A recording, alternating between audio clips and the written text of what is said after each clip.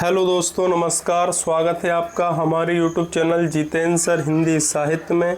आइए आज हम पढ़ते हैं आदिकाल अर्थात वीरगाथा काल के अंतर्गत आने वाले प्रेमाख्यान काव्य चंदायन के विषय में। आप चाहें तो रजिस्टर पेन उठा करके इसको नोट भी कर सकते हैं, क्योंकि इसमें हमने सभी हिंदी विषय से संबंधित महत्वपूर्ण परीक्षाओं के प्रश्नों को सम्मिलित करने का प्रयास किया है। चलिए शुरू करते हैं। मुल्ला दाऊद एक प्रसिद्ध सूफी कवि थे, जिन्हें हिंदी साहित्य में प्रेम आख्यान काव्य परंपरा का जनक माना जाता है। इनके गुरु का नाम शेख जैनुद्दीन था। याद रखना, जो मुल्ला दाऊद हैं इन्हें प्रेम आख्यान काव्य परंपरा का जनक माना जाता है, और जो मुल्ला दाऊद के गुरु थे उनका नाम शेख जैनुद्दीन था। मुल्ला दाऊद के गुरु का नाम क्या था? शेख जैनुद्दीन। मुल्ला दाऊद ने शाहे वक्त के रूप में फिरोज शाह तुगलक की प्रशंसा की है। इससे यह स्पष्ट होता है कि मुल्ला दाऊद फिरोज शाह तुगलक के समकालीन हैं। तो मुल्ला दाऊद ने जो है फिरोज शाह तुगलक की प्रशंसा की है, और इससे स्पष्ट है कि मुल्ला दाऊद फिरोज शाह तुगलक के समकालीन हैं। मुल्ला दाऊद की सबसे प्रसिद्ध रचना चंदायन है।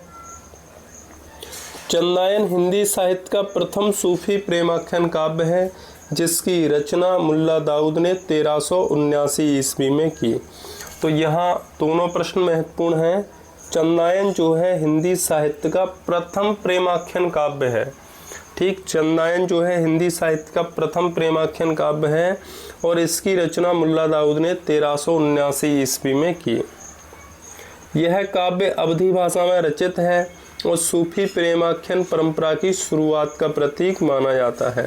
देखो, चंदायन की रचना जो है मुल्ला दाऊद ने 1379 में अवधी भाषा में की है। जितने भी प्रेमाख्यान काव्य हैं वो याद रखना ज़्यादातर अवधी भाषा में रचे गए हैं। यह रायबरेली के डलमऊ क्षेत्र की लोक प्रचलित चनेनी या लोरिक चंदा गाथा पर आधारित है। तो ये भी महत्वपूर्ण प्रश्न है कि यह रायबरेली के डलमऊ क्षेत्र की लोक प्रचलित चनेनी या लोरिक चंदा गाथा पर आधारित है। आगे हम देखते हैं। यह काव्य दोहा चौपाई शैली में रचित है, जो भारतीय काव्य परंपरा से प्रेरित है, ना कि फारसी मसनवी शैली से। प्रत्येक खंड में कड़वक चौपाई की 5 अर्दलियाँ और एक दोहा का प्रयोग किया गया है। सूफी प्रेमाख्यान का प्रस्थान बिंदु चंदायन को माना जाता है। इम्पोर्टेंट प्रश्न है ये कि सूफी प्रेमाख्यान का प्रस्थान बिंदु चंदायन को माना जाता है। आगे हम देखते हैं। चंदायन का रचनाकाल विवादास्पद है। इतिहासकार अल बदायूनी के उल्लेख के आधार पर इसे 14वीं शताब्दी माने 1379 ईस्वी के अंत में रचित माना जाता है। तो जो चंदायन प्रेमाख्यान काव्य है, इसका जो रचनाकाल कैसा है? विवादास्पद है। लेकिन इतिहासकार अल बदायूनी ने उल्लेख के आधार पर, मतलब इन्होंने उल्लेख किया है, और इसको कब की रचना माना है? 14वीं शताब्दी माने 1379 के अंत में रचित रचना माना है। कुछ विद्वान जैसे मिश्र बंधु इसे 1328वीं की रचना मानते हैं। डॉक्टर रामकुमार वर्मा और डॉक्टर पीताम्बर दत्त बर्तवाल इसे और पहले की रचना मानते हैं। डॉक्टर माता प्रसाद गुप्त इसे लोर कथा या लोर कहा के नाम से संदर्भित करते हैं, जबकि डॉक्टर परमेश्वरी लाल गुप्त ने इसका पाठ चंदायन नाम से प्रस्तुत किया। ये बहुत ही महत्वपूर्ण प्रश्न है कि डॉक्टर माता प्रसाद गुप्त जो है इसे लोर कथा या लोर कहा नाम से संदर्भित करते हैं। याद रखना, माता प्रसाद गुप्त ने चंदायन को क्या कहा? लोर कथा या लोर कहा, जबकि डॉक्टर परमेश्वरी लाल गुप्त ने इसका नाम क्या है? चंदायन रखा। चंदायन की कथा उत्तर प्रदेश, बिहार, राजस्थान और मध्य प्रदेश में लोरिकायन, लोरकी या चनेनी जैसे नामों से लोक गाथा के रूप में प्रचलित है। यह काव्य बाद के सूफी कवियों, विशेष रूप से पद्मावत के रचयिता मलिक मोहम्मद जायसी के लिए प्रेरणा स्रोत रहा। यहाँ आप ये भी याद रखेंगे कि पद्मावत महाकाव्य की रचना मलिक मोहम्मद जायसी ने 1540 में अवधी भाषा में की, याद रखना। चंदायन में भारतीय और सूफी परंपराओं का समन्वय देखा जा सकता है, जिसमें प्रेम को आध्यात्मिक ऊंचाइयों तक ले जाया गया है। चंदा गोबरगढ़ के राजा राव मेहर सहदेव की बेटी है, जिसका विवाह एक आंख वाले और अपाहिज बावन से कर दिया जाता है। 1 वर्ष के दुखद विवाह के बाद चंदा अपने मायके लौट आती है। तो चंदा जो है किसकी पुत्री है? गोबरगढ़ के राजा राव मेहर सहदेव की पुत्री है, याद रखना।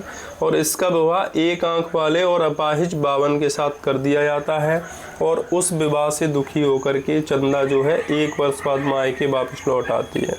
आगे हम देखते हैं, एक भटकता हुआ कवि चंदा की सुंदरता से प्रभावित होकर गीत लिखता है, जो राजपुर के राव रूपचंद तक पहुंचता है। क्या होता है? एक भटकता हुआ कवि होता है। चूँकि चंदा बहुत खूबसूरत थी तो उसकी सुंदरता से प्रभावित होकर एक कवि क्या करता है? गीत लिखता है, जो रावपुर के राव रूपचंद तक पहुंचता है। रूपचंद चंदा को पाने के लिए गोबरगढ़ पर आक्रमण करता है, जिससे युद्ध छिड़ जाता है। लोरिक योगी बन जाता है और चंदा का नाम जपता है, जो सूफी परंपरा में दिव्य प्रेम की ओर संकेत करता है। लोरिक की पहली पत्नी मैना की वियोग पीड़ा भारतीय ब्रह और सूफी परंपरा में दिव्य संघर्ष का प्रतीक है। याद रखना, जो चंदायन महाकाव्य है इसका नायक लोरिक और नायिका चंदा है। नायिका जो है चंदा है, लेकिन लोरिक की जो पहली पत्नी थी उसका नाम क्या है? मैना। याद रखना, लोरिक की पहली पत्नी का नाम मैना है और बाद में जो है ये इसको चंदा से मतलब प्रेम हो जाता है। चंदायन का सांस्कृतिक महत्व इस तत्व से बढ़ जाता है कि इसे 15वीं सदी के सूफी संत अब्दुल कुदुस गंगोही ने अपनी फारसी रचनाओं में उद्धृत किया था और इतिहासकार अब्दुल कादिर बदायूनी ने इसे मखदूम शेख ताजुद्दीन के प्रवचनों में संदर्भित किया है। आगे हम देखते हैं, चंदायन फिरोज शाह तुगलक के युग की रचना है। याद रखना, चंदायन फिरोज शाह तुगलक के युग की रचना है, ये हम पूर्व में भी पढ़ चुके हैं। डॉक्टर माता प्रसाद गुप्त ने इस ग्रंथ का मूल नाम लोर कहा या लोर कथा स्वीकार किया है, किंतु इसकी प्रसिद्धि चंदायन नाम से ही अभिहित है। तो यहाँ ये क्वेश्चन बार बार इसलिए रिपीट करें ताकि आपको याद हो जाए। जो है चंदायन फिरोज शाह तुगलक की युग की रचना है, याद रखना। और माता प्रसाद गुप्त ने इसका मूल नाम क्या कहा है? लोर कहा या लोर कथा इसको कहा है, लेकिन यह चंदायन नाम से ही प्रसिद्ध है। डॉक्टर परमेश्वरी लाल गुप्त ने इस पाठ का नाम चंदायन नाम से प्रस्तुत किया है, ये भी हम पढ़ चुके हैं। लोक गाथा के रूप में इस काव्य की मौखिक परंपरा भी है। डॉक्टर माता प्रसाद गुप्त ने अनेक दृष्टियों से इस ग्रंथ पर विचार करते हुए इसे भारतीय परंपरा का आख्यान प्रमाणित किया है। तो याद रखना, डॉक्टर माता प्रसाद गुप्त हैं, वह चंदायन को भारतीय परंपरा का आख्यान मानते हैं। आगे डॉक्टर माता प्रसाद गुप्त का कथन है कि यदि दाऊद की रचना को देखा जाए तो उसका प्रारंभिक अंश दोनों परंपराओं में खप सकता है, किंतु जहाँ तक प्रयुक्त छंद विधान तथा प्रबंध व्यवस्था की बात है वह पूर्ण रूप से भारतीय है। तो डॉक्टर माता प्रसाद गुप्त ने चंदायन प्रेमाख्यान काव्य को का भारतीय होने पर विशेष जोर दिया है। आगे हम देखते हैं, मध्यकालीन इतिहासकार बदायूनी के इतिहास ग्रंथ मुंतखब उत तवारीख के आधार पर इस काव्य का समय 1370 ईस्वी के आसपास ठहरता है। पद्मावत की तरह इस कहानी का कोई ऐतिहासिक साक्ष्य नहीं मिलता। जितने भी रासो या प्रेमाख्यान काव्य हैं इनमें ऐतिहासिकता का अभाव पाया जाता है। अब हम मूल कथा देखते हैं, पात्रों को देखते हैं। इसमें प्रमुख 3 ही पात्र हैं। एक तो नायिका चंदा है और नायक लोर है, जैसा कि अपन पूर्व में पढ़ चुके हैं, और उपनायिका मैना है जो लोरिक की पहली पत्नी है। याद रखना, चंदायन का नायक लोर और नायिका चंदा है और उपनायिका मैना है जो लोरिक की पहली पत्नी है। इसमें नायक लोर, लारा, लोरक, लोरिक ये इसी के नाम है अथवा नूरक, और नायिका चांदा, चंदा के नाम से भी जाना जाता है। अन्य पात्रों की हम बात करें, चंदा के पिता का नाम राय महर सहदेव है जो गोबरगढ़ के राजा हैं। तो चंदा के जो पिता का नाम क्या है? राय महर सहदेव हैं जो गोबरगढ़ के राजा हैं। 52 जिससे चंदा का 4 वर्ष के अवस्था में विवाह हुआ था। 52 कौन है? जिसके साथ चंदा का 4 वर्ष की उम्र में विवाह हुआ था बचपन में। बाजुर भिक्षुक चंदा पर मोहित है। एक बाजुर भिक्षुक है, ये भी क्या है? चंदा की सुंदरता पर मोहित है। राव रूपचंद, रायापुर के राव जिसे बाजपुर दर्शाया गया है, उसे चंदा के बारे में पता चला और उसने गोबरगढ़ पर चढ़ाई कर दी। जो है राव रूपचंद है, ये रायापुर के राव हैं। इनको क्या है, एक कवि के जरिए चंदा के बारे में पता चलता है, तो उसकी खूबसूरती से प्रभावित होकर वह गोबरगढ़ पर चढ़ाई कर देता है। बृहस्पति चंदा की सखी है, याद रखना चंदा की सखी का नाम क्या है? बृहस्पति। आगे हम देखते हैं। चंदायन की कथा वस्तु इस प्रकार है कि राय महर सहदेव गोबरगढ़ नगर के राजा थे। चंदा उनकी बेटी थी। वह अत्यंत सुंदर थी। उनका विवाह 52 के साथ हुआ था। चंदा को अपने पति का सहवास नहीं मिला क्योंकि वह नपुंसक था। लज्जा के कारण काम की पीड़ा को वह अंदर ही अंदर सह रही थी। तो क्या होता है, चंदा को अपने पति का सहवास नहीं मिला और इस नपुंसकता के कारण क्या है, चंदा जो है मन ही मन दुखी है। आगे हम देखते हैं। एक दिन वह अपनी सास और ननद से अपना गिला और शिकवा बताती है, लेकिन सास और ननद चंदा की बात की उपेक्षा करते हैं, मतलब उसकी बात पर कोई ध्यान नहीं देते। इससे चंदा रूठकर अपने मायके चली जाती है। एक बागर साधु चंदा को देखता है। उसके रूप सौंदर्य की चर्चा राजा रूपचंद से करता है। रूपचंद की सेना गोबरगढ़ पर आक्रमण कर देती है। युद्ध में चंदा के पिता राय महर सहदेव की सेना के बहुत योद्धा मारे जाते हैं। युद्ध में क्या होता है, जब बागर साधु चंदा की प्रशंसा करता है, सौंदर्यता की प्रशंसा करता है, तो राजा रूपचंद क्या करता है, गोबरगढ़ पर आक्रमण कर देता है। तो इस आक्रमण में चंदा के जो पिता हैं राय महर सहदेव जो गोबरगढ़ के राजा हैं, उनके काफ़ी सारे योद्धा इस युद्ध में मारे जाते हैं। ऐसी स्थिति में गोबरगढ़ को बचाने के लिए लोरिक को युद्ध में उतरना पड़ता है। तो लोरिक क्या करता है, जब राजा राव महर सहदेव जो चंदा के पिता हैं उनकी हार होती जाती है, काफ़ी सेना मर जाती है, तो इस युद्ध में कौन, लोरिक जो है इस युद्ध में उतर आता है। लोरिक की वीरता के सामने राजा रूपचंद की सेना बिखर जाती है। गोबरगढ़ की युद्ध में जीत होती है। लोरिक विजेता की तरह शहर में प्रवेश करता है। तो क्या होता है, लोरिक के प्रवेश करने से राजा रूपचंद की जो सेना है वह बिखर जाती है और इससे क्या होता है, गोबरगढ़ युद्ध में विजयी होता है, जीत जाता है। चंदा अपने धवल ग्रह से उसे देखती है और उस पर मुग्ध हो जाती है। चंदा क्या करती है, धवल ग्रह से उसे देखती है, उसकी वीरता को, और उस पर मुग्ध हो जाती है। लोरिक भी उसे देखकर उसकी छवि पर मोहित हो जाता है। दोनों एक दूसरे के प्रति आकर्षित हैं। आकर्षण वियोग की स्थिति पैदा करता है। आगे हम देखते हैं। मैना जो लोरिक की पत्नी है, उसे पता चल जाता है कि उसका पति किसी दूसरी स्त्री पर रीझ गया है। तो जो मैना होती है, यह लोरिक की पहली पत्नी है।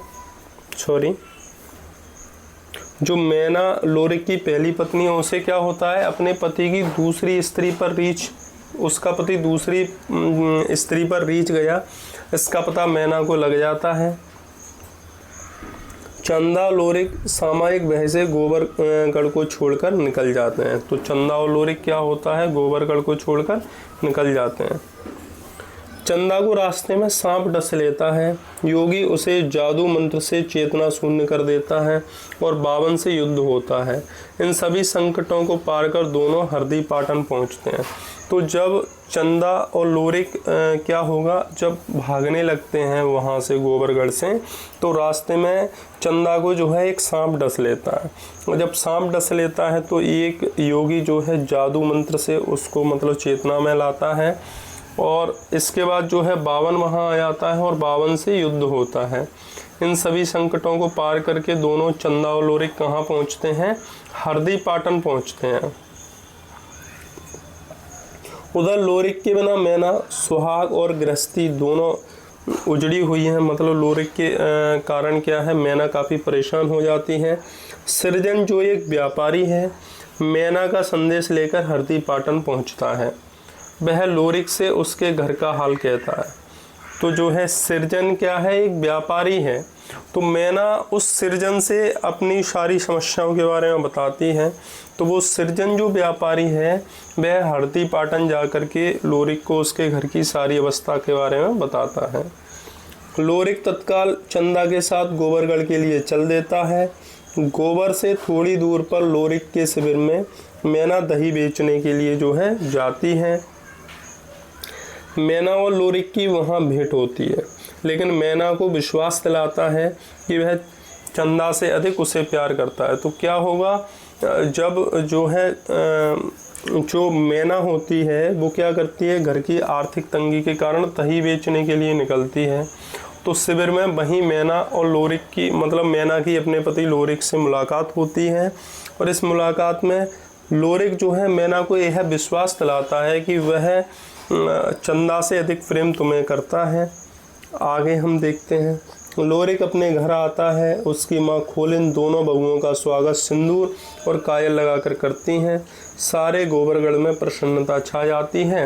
यही कथा का अंत होता है। तो क्या होता है, जो है मैना और जो है क्या कहते हैं चंदा, दोनों बहुएं जो है वापस गोबरगढ़ में आती हैं और जो उसकी सास है वह दोनों बहुओं का स्वागत सिंदूर और काजल लगा करके करते हैं और यहीं कथा का अंत हो जाता है।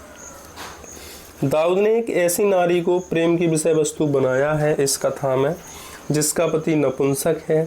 वह अपने भीतर के दर्द को स्पष्ट रूप से कह नहीं सकती, लोक लाज के कारण अपनी पीड़ा मन में ही पी जाती है, लेकिन नवयौवन की उठती उमंग के बीच अपने आवेग को छिपाने में मुश्किल हो रही है।